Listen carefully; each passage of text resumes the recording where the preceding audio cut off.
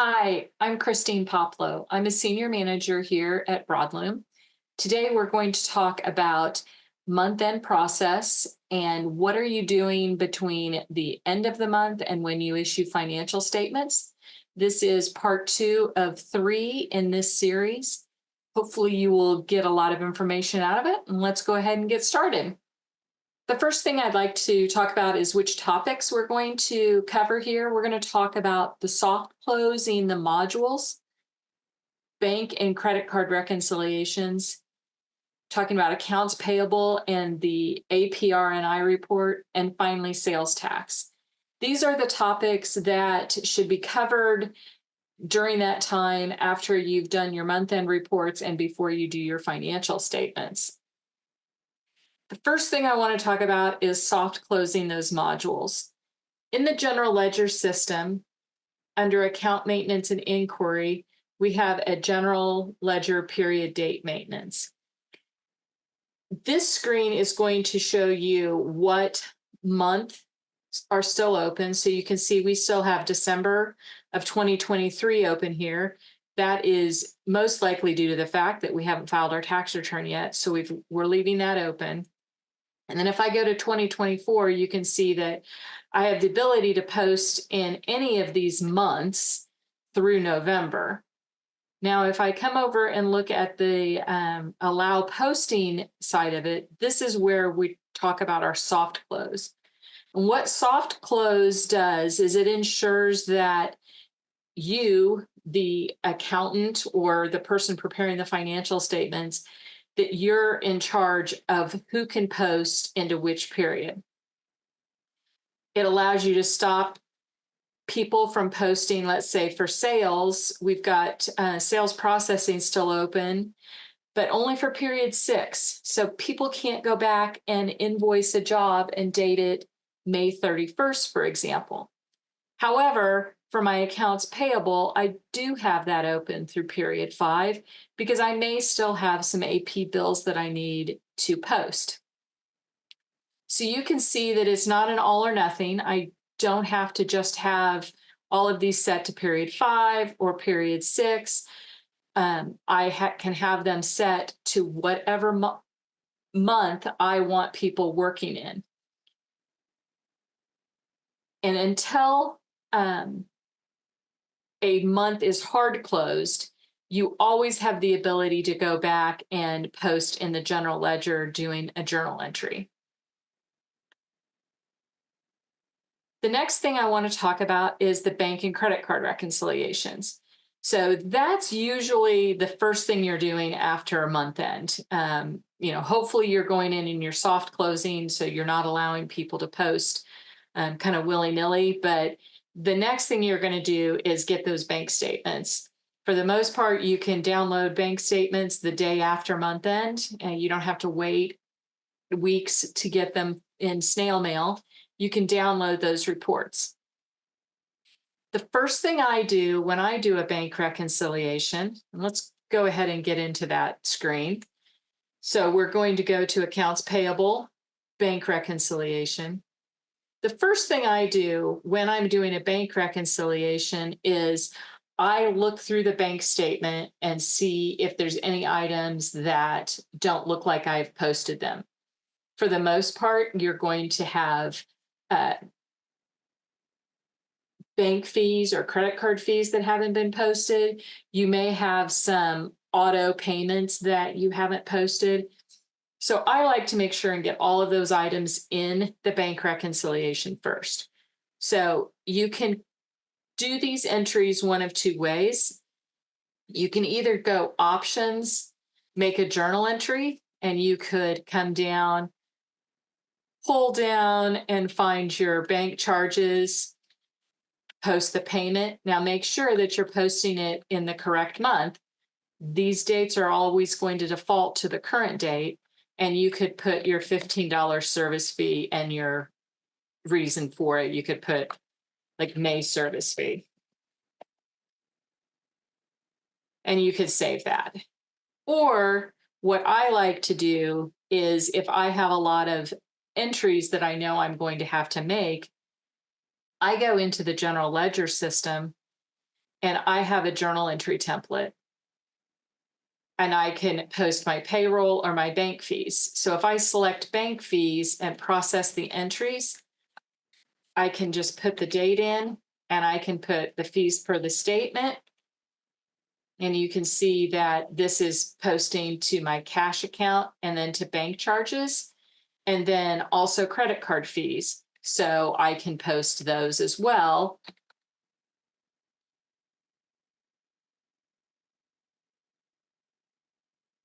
Then when I come down here, I change the post date to 5/31. My debits and credits match.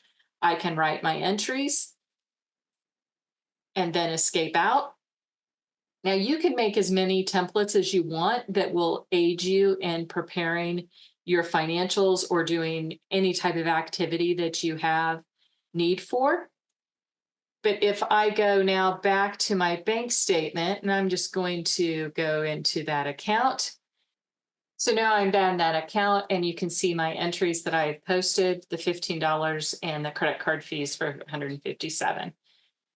So you can see how that would make doing the bank reconciliation a lot easier. The activity is posted via those journal entries. You know that they're posting in the correct direction. The next thing that I do after I get the bank statement is I look in my options. I go to options and view undeposited funds. And here we can see that there's no undeposited funds. That means that my customer payment register has been cleared of everything. So all of the activity should be in my bank statement or my bank reconciliation screen. The last thing I do before I start is I go through and I make sure that my general ledgers have been updated. I do that to ensure that when I'm looking at my reconciliation recaps, that they will recap to zero. So I would just go to my general ledger reports, print and update the general ledger. By doing that, like I said, I've made sure that everything is updated in my bank reconciliation screen. And then the last thing that I do before I start is that I make sure that my reconciliation report is going to balance. Now here, I've already put in my opening balance, and you can see that there's a difference here.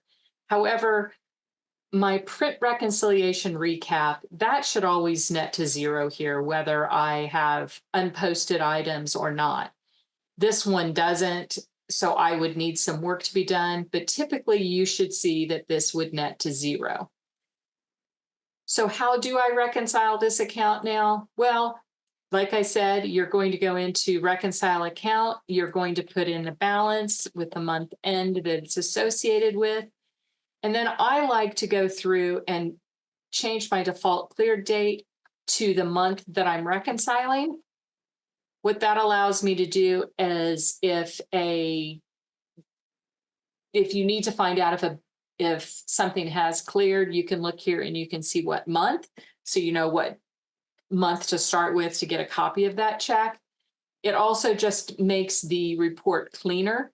As you can see here, they've started reconciling this, but they haven't used those same dates. So I would make sure that I'm using the same date on all of those. You can also, as you're reconciling items, I personally like to click on this entry screen, and then it sorts all of the activity. So if your bank statement has the checks grouped together, now all of your checks are together, and you can just start clicking those items as they've cleared. You can also search if you have a check number, but the amount isn't there, but you know the amount. You could click on either the debit or credit and put in the dollar amount that you're looking for, and it should show up here. In this case, 1513 doesn't show up, so I know that I'm missing something. You could also have some alternate reconciliations. So if I look here and I go down to my deposits, we have credit cards here. It says CC, but if I look, going down to options, view the deposit details, that's just going to say credit card, but maybe another one of these has multiple payments.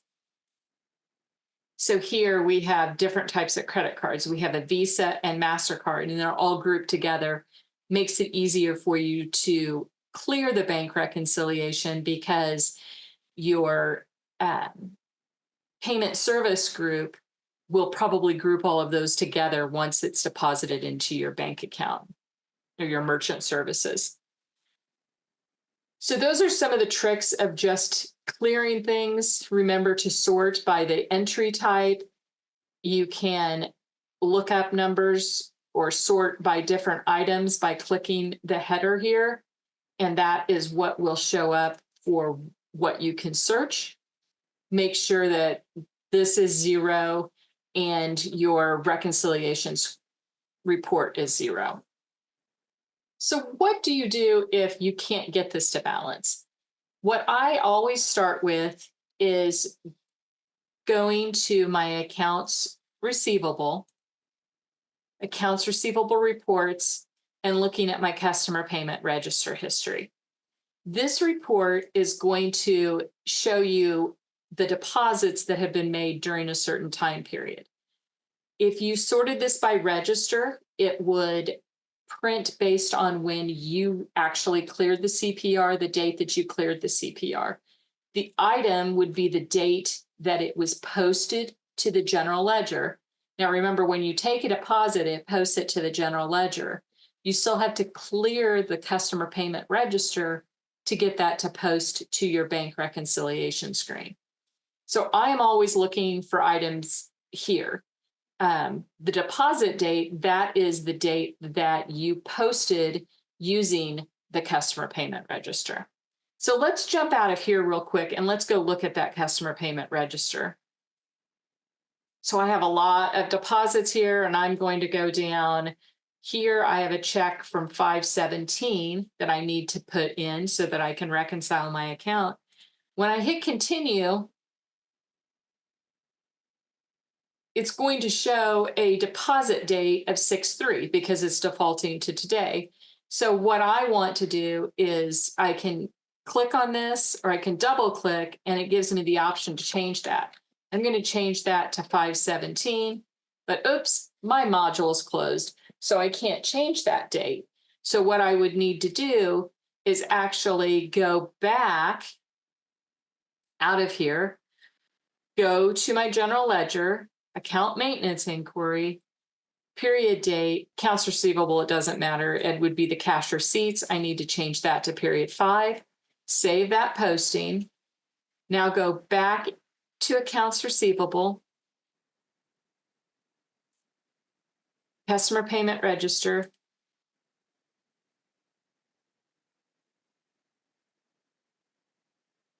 change. Now I should be able to change this to 5/17 and then continue. It's going to ask you if the report were printed. You'll say yes. And then here is that customer payment register. So you can see that you can change those dates. And that's why it's important to run this report. And I'm going to just look at it for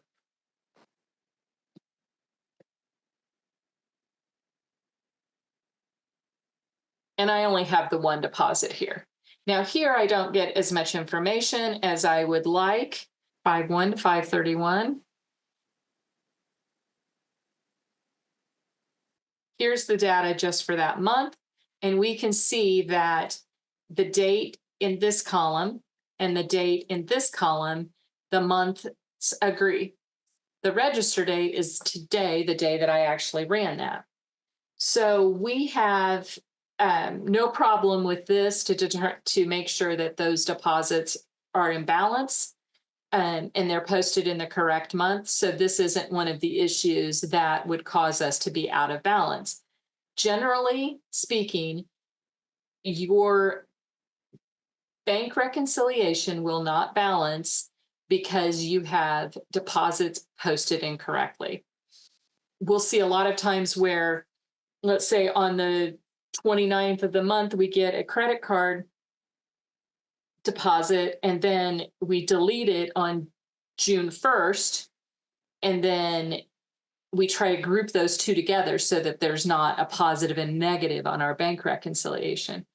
However, those deposits are in different months and they must be cleared in different months. And one will just be outstanding when you do the initial month's bank rec. And then that next month you can group those together, select them so that they disappear off of your bank reconciliation as outstanding items. The next topic I want to cover is accounts payable. And when we're speaking about accounts payable, that is usually the module that is left open the longest between the end of the month and when you'll be preparing your financials. That is due to the fact that you may get some bills for things that happened towards the end of the month in that following month. It's also due to the fact that your inventory that you received at the end of the month, you haven't yet done your AP costing and removed it from your APR&I report. And I'll get to that in just a second. So when you're entering your AP, you want to make sure that you're not only entering it timely, but that you're matching the expense to the right time frame. So you want to make sure that you've left your AP open for a couple of days. Some people can get it done in 1 to 2 days, some people maybe 10 days. Just making sure that you're getting it in the right time frame. Not only are you getting it in the right time frame, but that you're not duplicating expenses. So if 1 month your bill came in a little late for your utilities, and then in the current month it comes in at the same time, you have to be cognizant, am I posting my utility bills in the correct time frame? And it may end up being, okay, this month I'm going to have 2 months worth of utility bills, but you'll know that as you start to research and compare month to month. But those are the things that you want to keep your, thoughts open about. Okay, when did I post the last bill for this? Am I always posting it a month late? Just make sure that you're always posting them consistently. You always want to make sure that when you're entering your AP for inventory, that you are doing the job costing piece of it. So as you go into accounts payable and you're entering a bill for, let's just say, Shaw, and you have your invoices and you need to select your purchase order,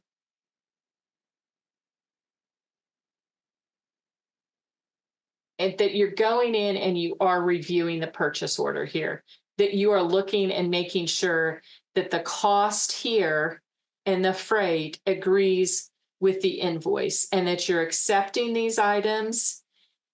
And then I'm going to cancel here because I'm not actually entering it. But that you are going through and doing this review of the PO. If you do not review the PO here, then you are not correcting any job cost issues that you may have. When inventory is received, it's going to be received at that purchase order price. If the purchase order price and the invoice price or cost do not agree, there's no way to fix that unless you don't review that PO. We have one report that's going to assist you with that, and that's called your AP R&I report. You can find this report in purchase orders.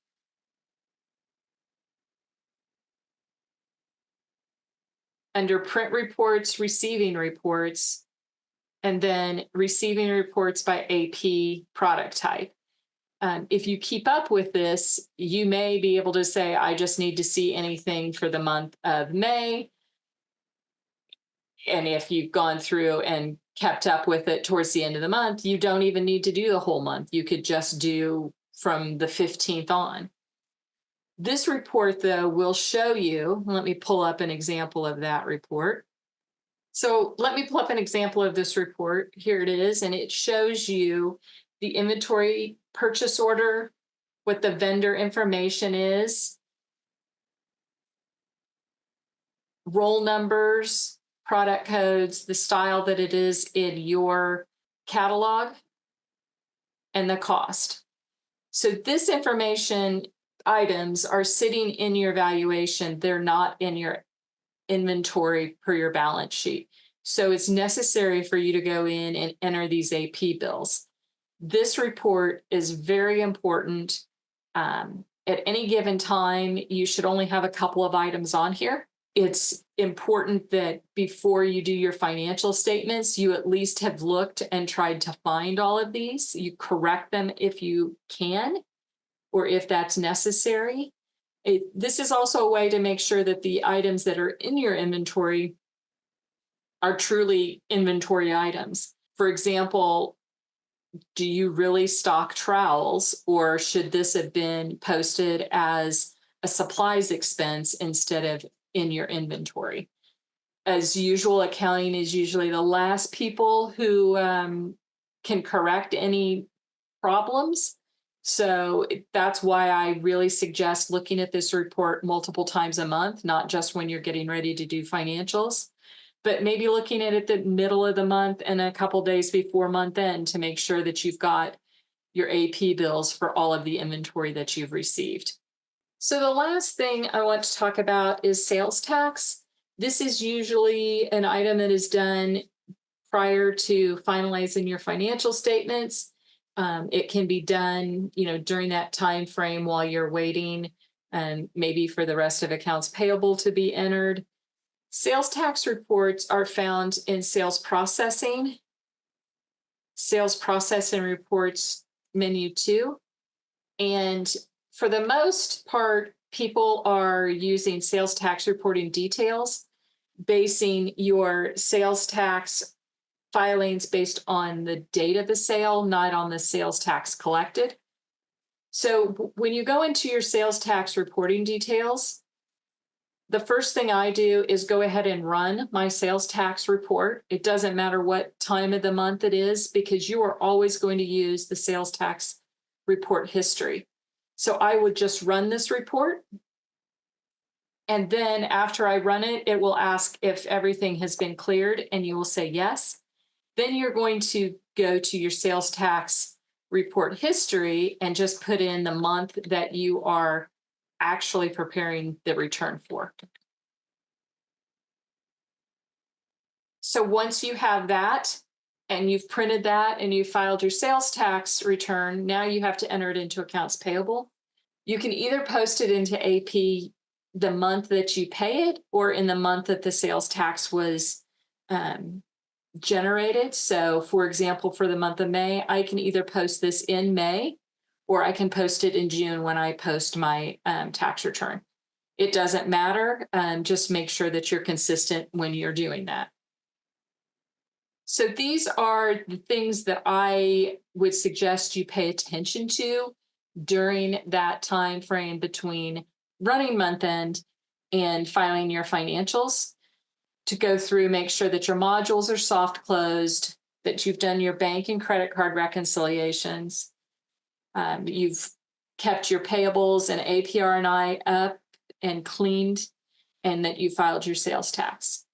If you have any questions, please don't hesitate to contact us at bmssupport@broadloom.com. Thank you.